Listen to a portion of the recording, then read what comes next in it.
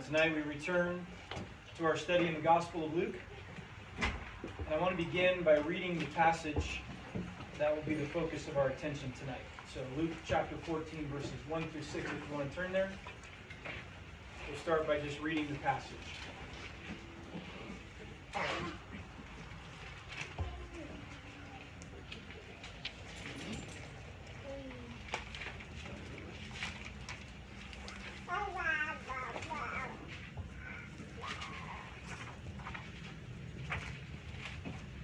Luke 14.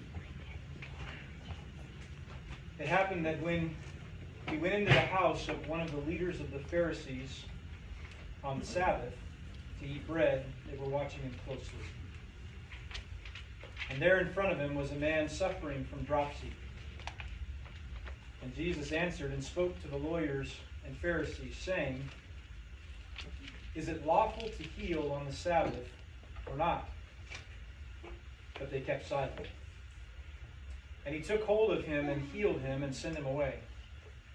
And he said to them, "Which one of you will have a son or an ox fall into a well and will not immediately pull him out on the Sabbath day?"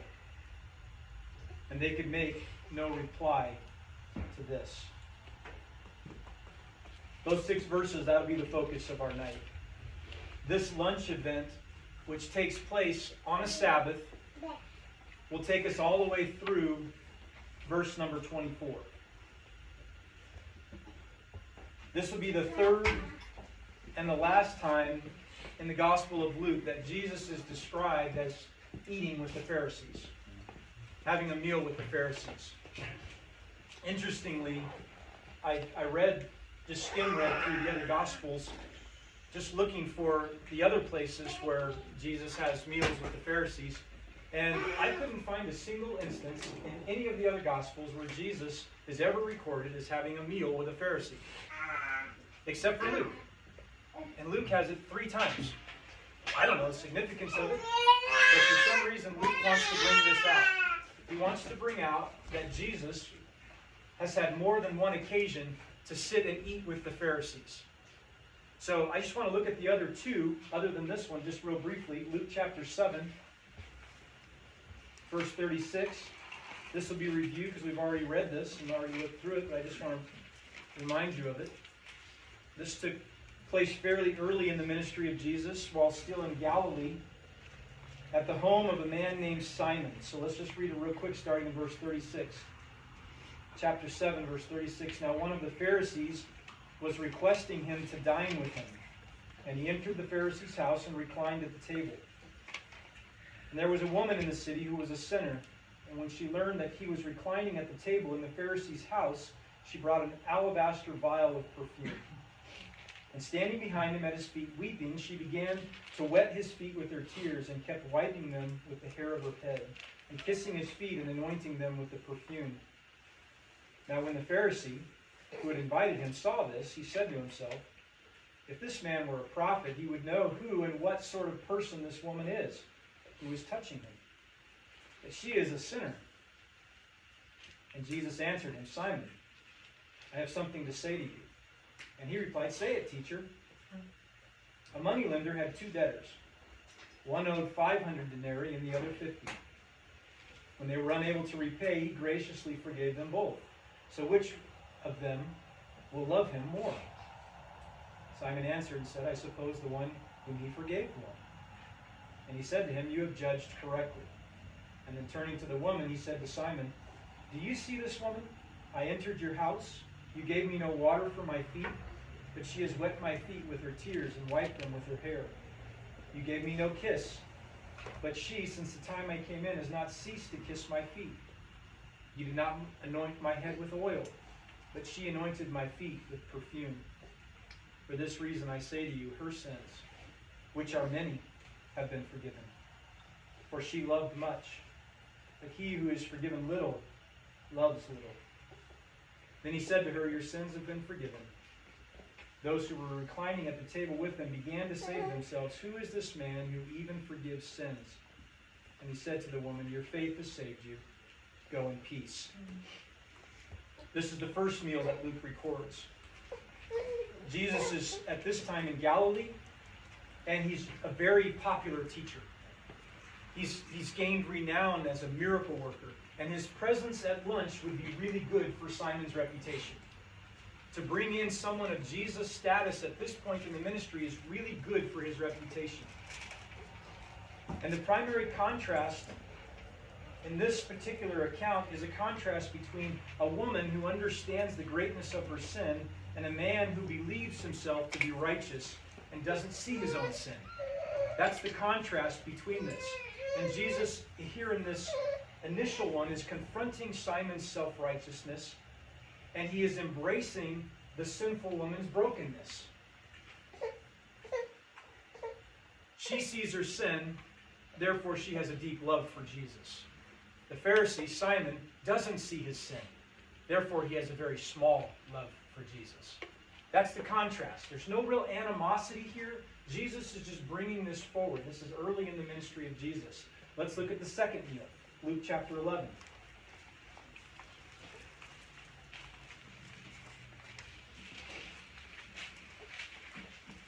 The second meal takes place in Jesus' Judean ministry and comes on the heels of a growing animosity and suspicion of Jesus.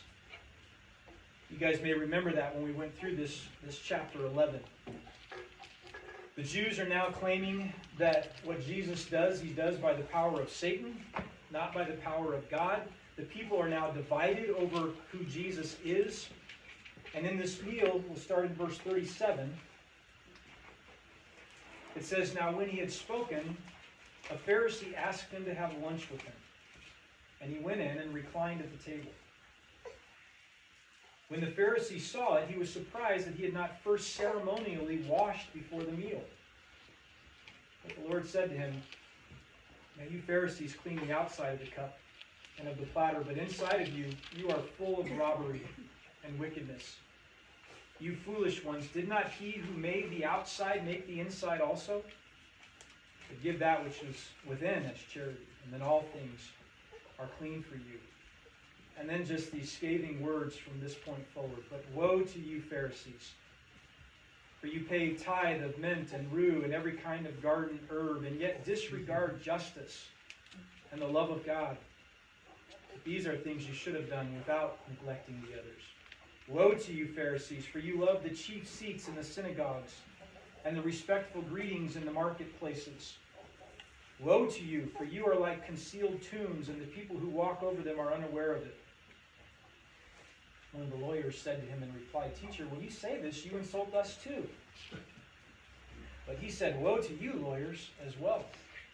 For you weigh men down with burdens hard to bear, while you yourselves will not even touch the burdens with one of your fingers. Woe to you, for you build the tombs of the prophets, and it was your fathers who killed them. So you are witnesses and approve the deeds of your fathers, because it was they who killed them, and you build their tombs. For this reason also the wisdom of God said, I will send to them prophets and apostles, and some of them they will kill, and some they will persecute, so that the blood of all the prophets shed since the foundation of the world may be charged against this generation. From the blood of Abel to the blood of Zechariah, who was killed between the altar and the house of God. Yes, I tell you, it shall be charged against this generation. Woe to you, lawyers! For you have taken away the key of knowledge, and you yourselves did not enter, and you hindered those who were entering. When he left there, the scribes and the Pharisees began to be very hostile and to question him closely on many subjects, plotting against him to catch him in something he might say. So this is some of the most scathing rebukes that Jesus has for the scribes and the Pharisees. And Jesus, again, is attacking their self-righteousness and their hypocrisy. He's attacking it. This self-righteousness and hypocrisy, which is damning not only to them, but to everyone they teach. And this lunch ends in hostility, anger, and a coordinated plot to destroy Jesus. So you can feel the escalation. The first meal, he's popular, we need to have him around us. The second meal, now there's a coordinated attack against him. They're not happy anymore. She kind of She personifies that right there. That's their attitude towards Jesus now. The anger. And then in this last meal in chapter 14, we're now in the final weeks of the life of Jesus before the cross when we get to chapter 14. And what we're going to find here is that there are no good motives, period, by the time you get to chapter 14. This lunch has nothing to do with wanting to hear Jesus teach, wanting to hear what he has to say. This lunch is purely a trap. It's just a setup. There's no real interest any longer in his words. There's no interest any longer in his teaching. They just want to catch him. He is now an enemy to their self-righteous system of religion.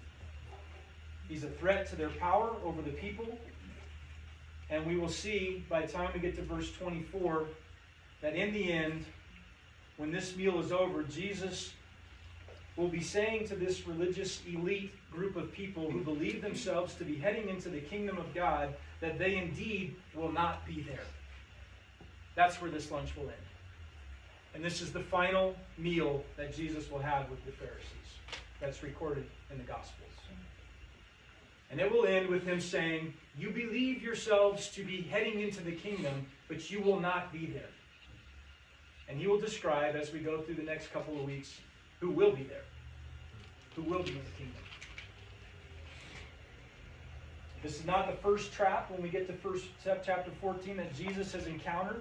This has been the pattern for many months. This meal is simply another attempt to trap Jesus in something he might say or something he might do so that they can destroy him. What's interesting in this particular portion is that the Sabbath is always the big bone of contention. It's always revolving around the Sabbath. Will he heal on the Sabbath?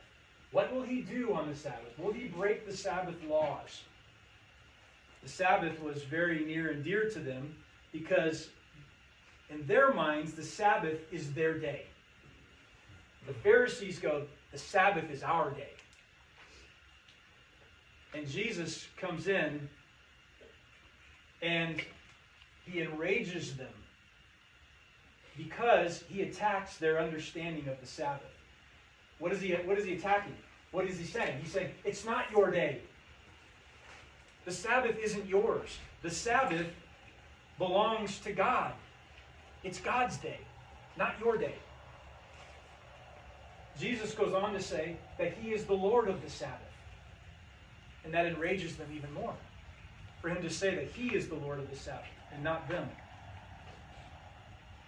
What I want to bring out over the course of this message is that they are out of step with God. There's the big problem. They're out of step with God. God is not at all resting on the Sabbath. They see this whole thing. They say it's a day of rest. We must keep it a day of rest. No work can be done. So they surround it with rules that have nothing to do with God. Nothing at all. God is not resting on the Sabbath, but God is diligently working out his good purposes even on the Sabbath. God's not resting. We see that in a couple of verses there. When Jesus says, my Father is working until now, and I myself am working. That's in John chapter 5. I want to flip back real quick to Luke chapter 6. Just to look at the Sabbath a little bit. What is lawful on the Sabbath? Luke chapter 6, verse 1. Now it happened that he was passing through some grain fields on a Sabbath, and his disciples were picking the heads of grain, rubbing them in their hands and eating the grain. What's the problem with that? What are they doing? They're working. They're harvesting. This is a problem to the rules. Jesus answering, the Pharisees said, why do you do what is not lawful on the Sabbath? Jesus answering them said, have you not even read what David did when he was hungry? He and those who were with him, how he entered the house of God and took and ate the consecrated bread, which is not lawful for any to eat except the priests alone, and gave it to his companions. And he was saying to them, the Son of Man is Lord of the Sabbath. And then there's another one. On another Sabbath, he entered the synagogue and was teaching, and there was a man there whose right hand was withered. The scribes and the Pharisees were watching him closely to see if he healed on the Sabbath, so that they might find reason to accuse him. See, even back here in chapter 6, they're looking for a reason to accuse Jesus. But he knew what they were thinking. And he said to the man with the withered hand, "Get up and come forward." And he got up and came forward.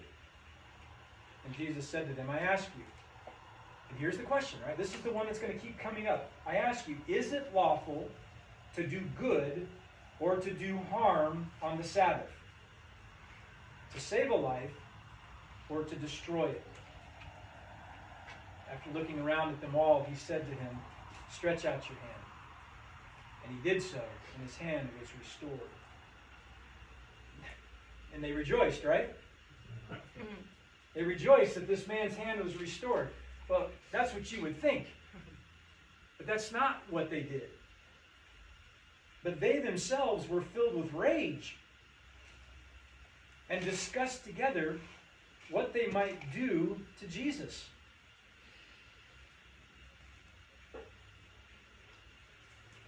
It's incredible. It's almost hard to fathom that a man can be healed in their sight and they're filled with rage over Jesus because he broke the rules. Broke their rules. They're out of step with God. Jesus in Matthew chapter 12, in the same event, chapter 12, verse 12, Matthew records the same event.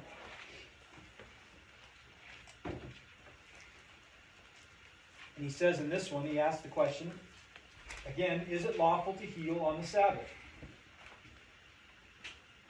And he said to them, what man is there among you who has a sheep, and if it falls into a pit on the Sabbath, will not take hold of it and lift it out?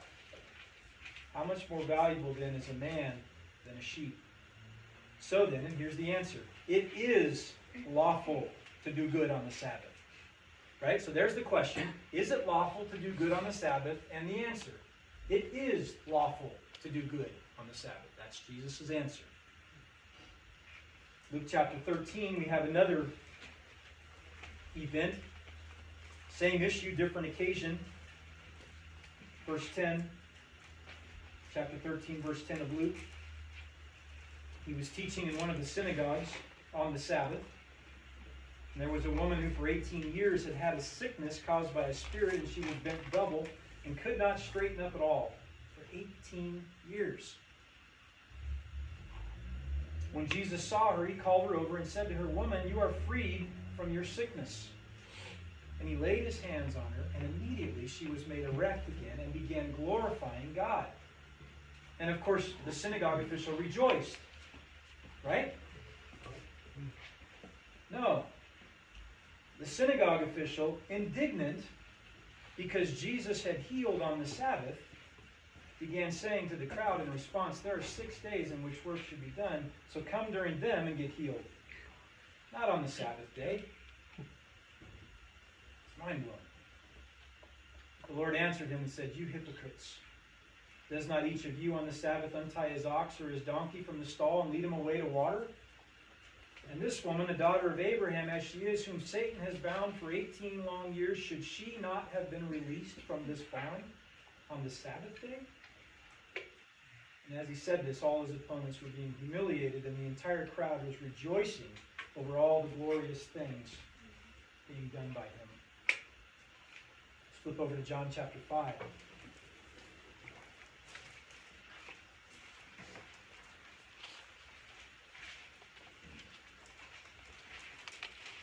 Verse 1. After these things there was a feast of the Jews, and Jesus went up to Jerusalem. Now there is in Jerusalem, by the sheep gate, a pool, which is called in Hebrew Bethesda, having 5 porticos. You guys know this story, right? We've all heard this story.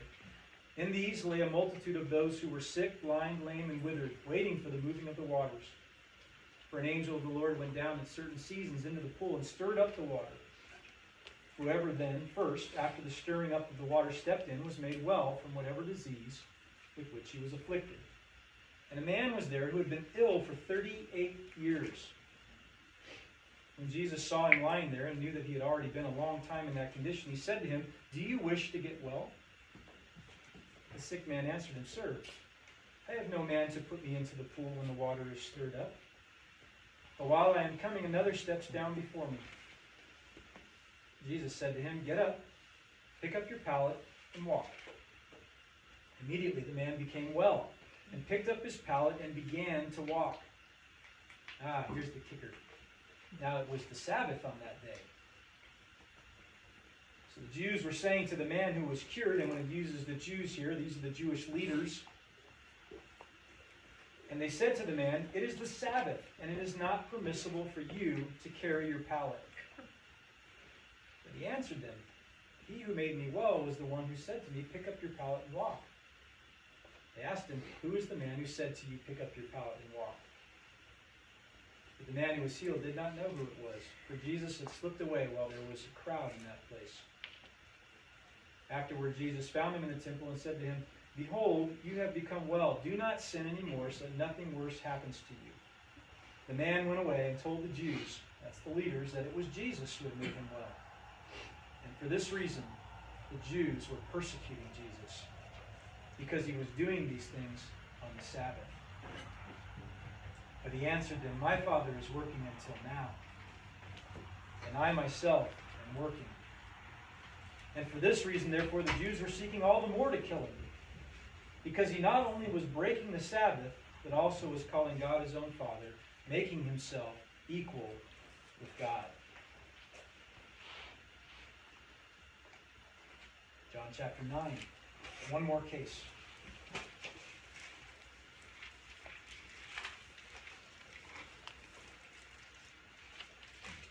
Blind Bartimaeus. You guys remember blind Bartimaeus? The man born blind.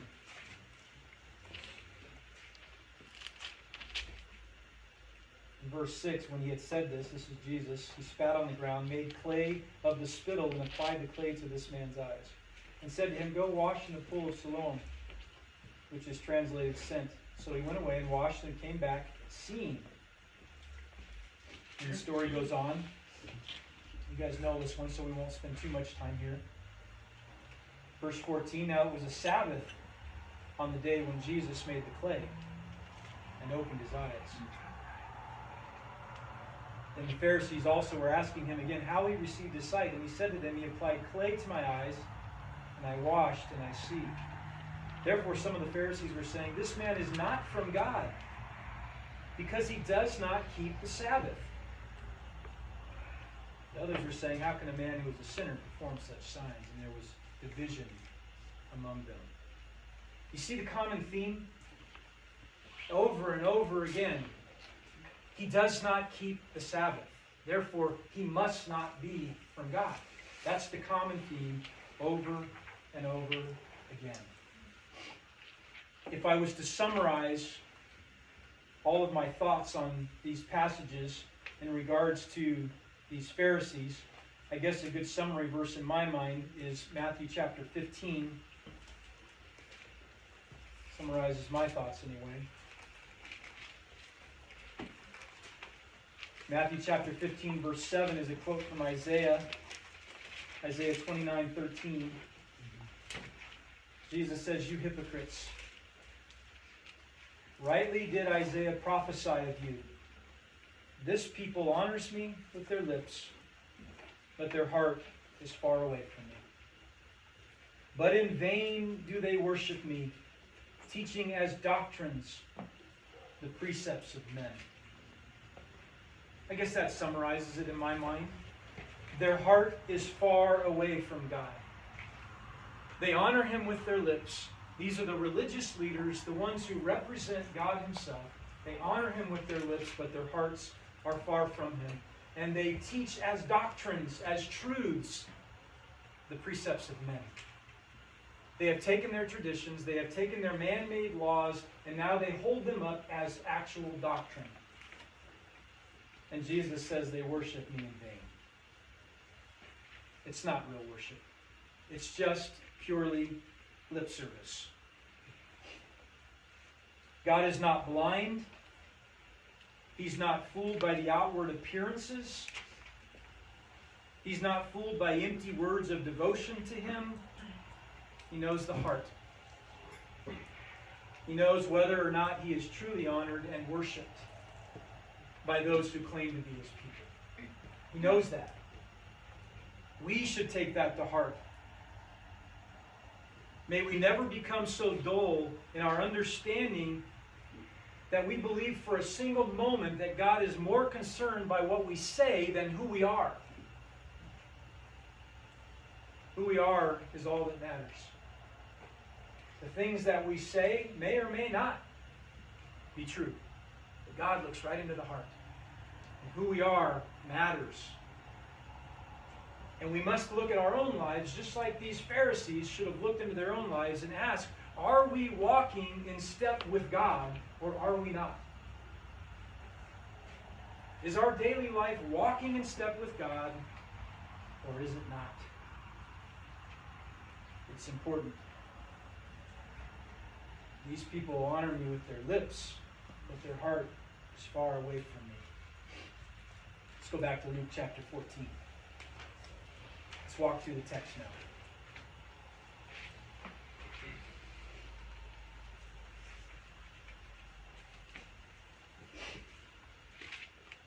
Luke chapter 14, verse 1. It happened. Not a specific time, just sometime in this movement of Jesus towards Jerusalem and the cross. It happened. It happened that when he went into the house of one of the leaders of the Pharisees on the Sabbath to eat bread, they were watching him closely. He went into the house of one of the leaders of the Pharisees on the Sabbath. It's the normal practice to have synagogue in the morning and then have a midday meal. Just like we go to church. We go to church in the morning and oftentimes we eat lunch afterwards. That's what they did. They eat bread.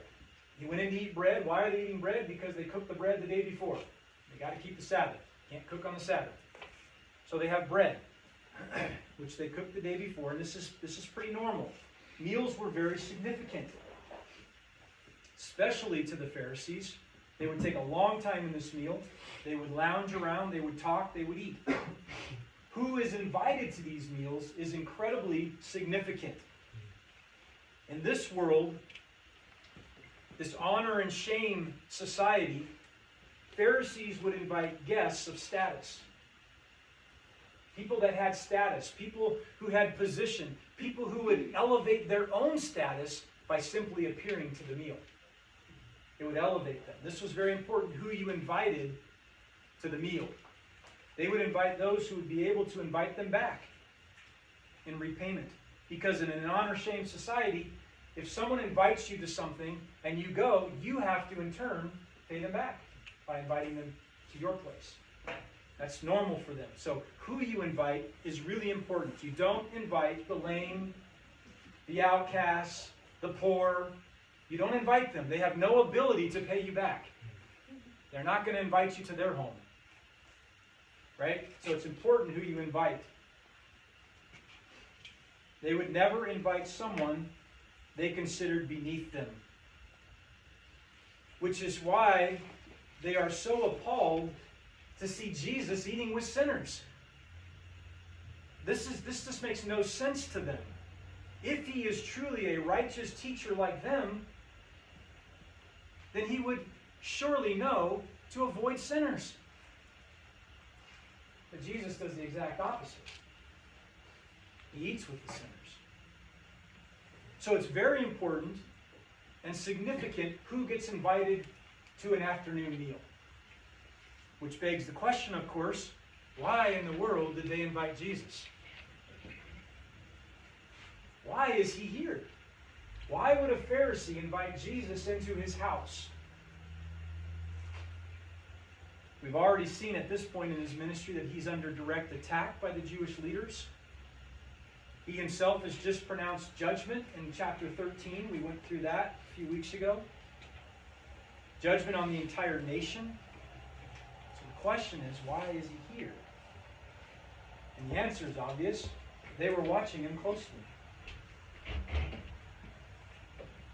Jesus is invited to trap him, to build their case against him, to catch him in his words, to set him up.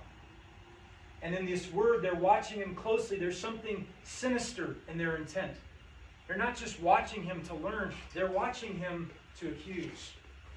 This is a setup from the very beginning, which Jesus, of course, is very familiar with setups. They've been testing him on everything. Verse 2, and there in front of him was a man suffering from dropsy. Well, there's another guest at this luncheon who shouldn't be there. A man suffering from dropsy. He shouldn't be there either. Why is this guy here at lunch? Well, the answer is obvious. What's Jesus going to do? Right? A man suffering from dropsy. Dropsy is when the body retains fluids and results in a swelling of the body. Dropsy was just a symptom of a bigger problem. The body retaining fluids is more likely a result of organ failure, maybe heart failure, congestive heart failure, could be cancer. Something wrong with the organs in the body is causing the body to retain fluids. So Jesus has a man standing in front of him who's swelled up with fluids. He's suffering from dropsy. There's something seriously wrong inside of him that's going on. Dropsy was viewed by the rabbis as God's judgment upon a person for immorality. Certainly, at best, this man would have been considered unclean. At best, unclean. If we gave them the benefit of the doubt. So there's really only one reason why a man that they considered immoral, unclean, and under the judgment of God to be at this meal. He's merely a tool to get to Jesus. They don't care about this man at all. He's just a tool.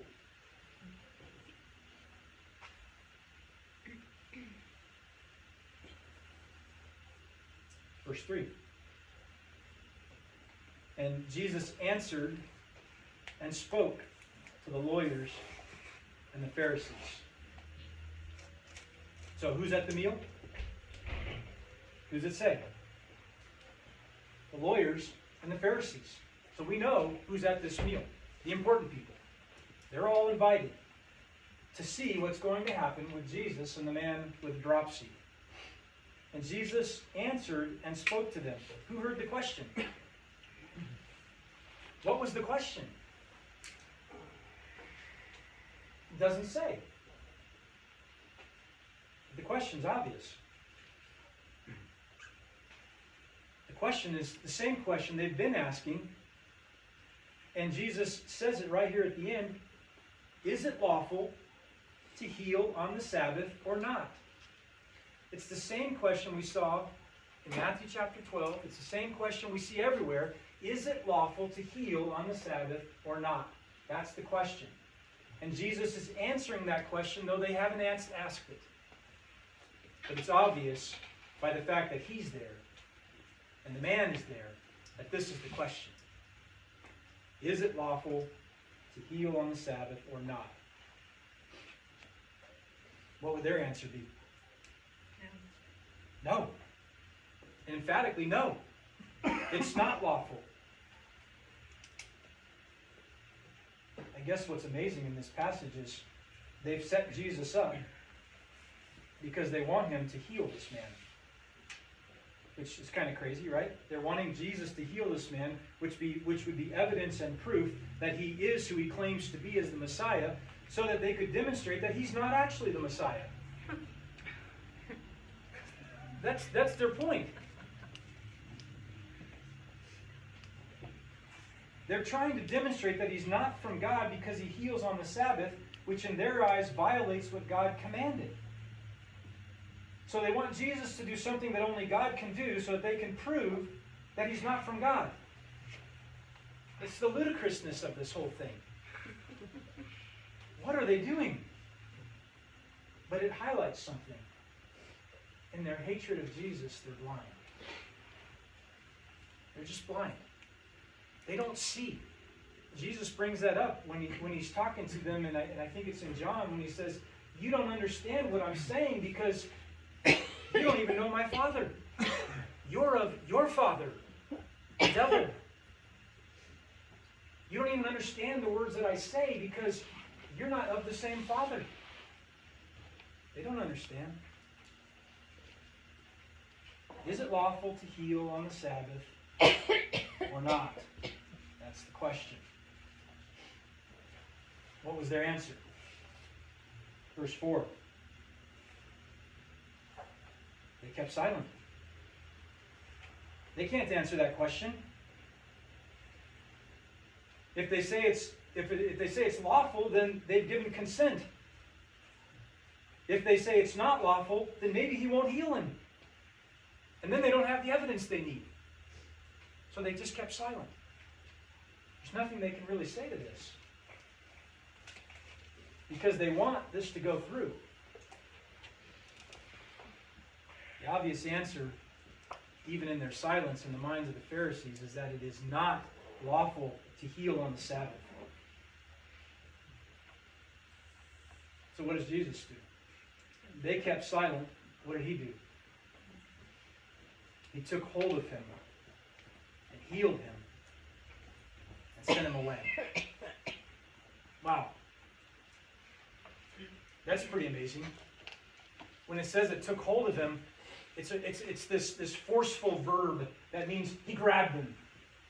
Just immediately, it's not like he just goes, well, I'm just going to grab him by the arm and bring him over and heal him. What it means is he wrapped him up and he grabbed this man immediately.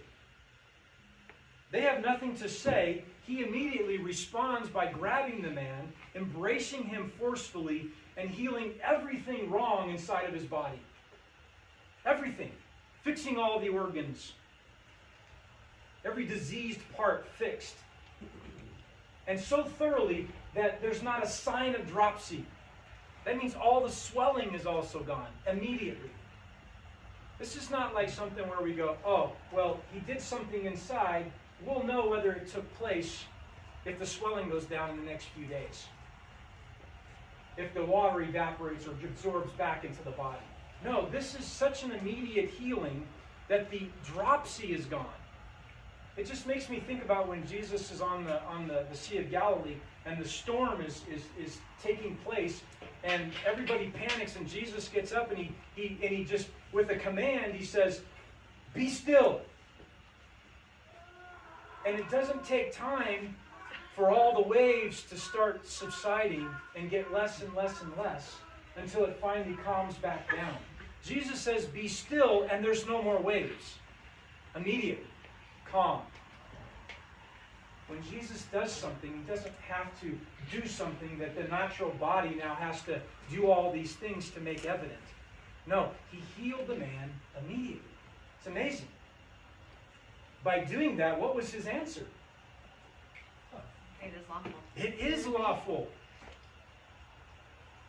Is it lawful to heal on the Sabbath or not? Their silence says no.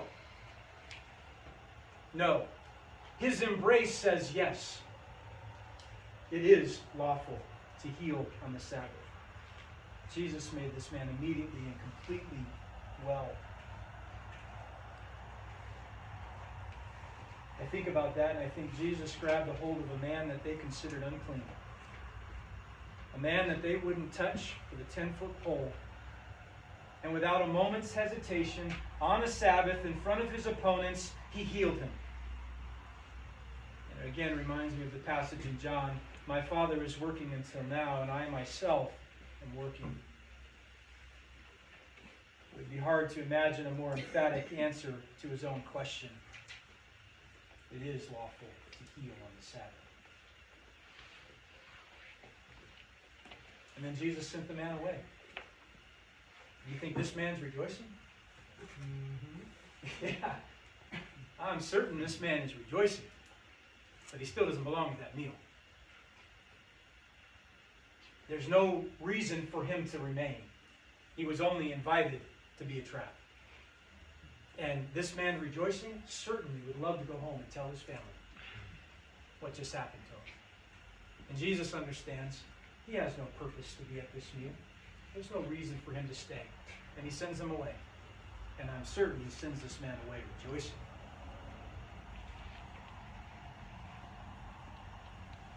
Success? The trap worked.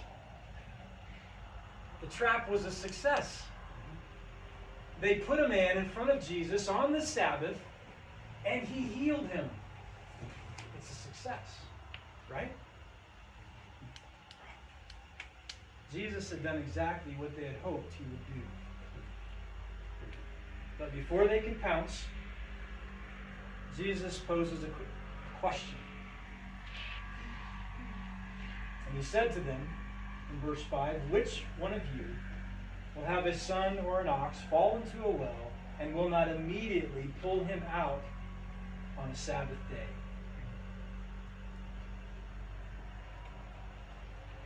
They made no reply to this in verse 6. The answer is so obvious they have nothing to say.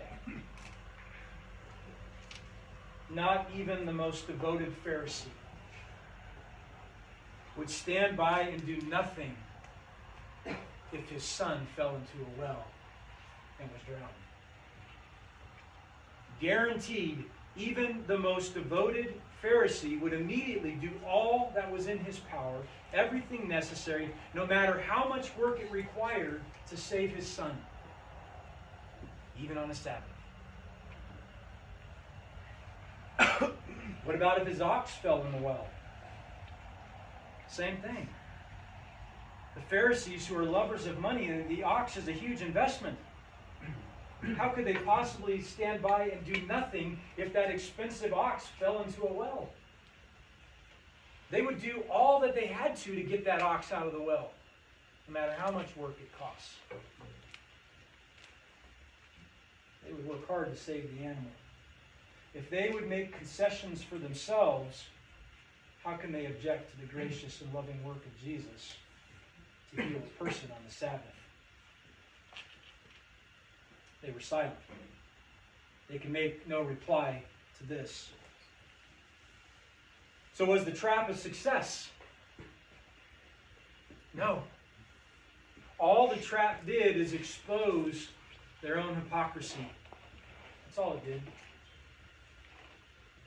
And it showed the shamefulness of their own hearts, which had no real compassion for the lost, or the hurting, or the broken. They had no real concern for prisoners of sin and Satan.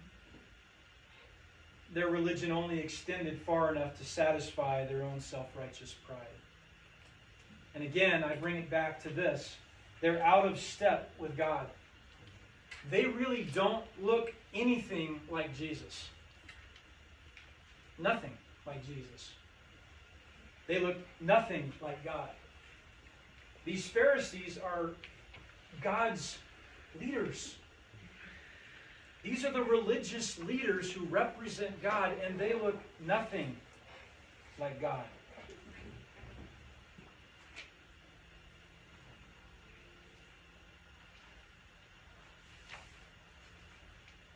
There is someone who looks like a lot like God.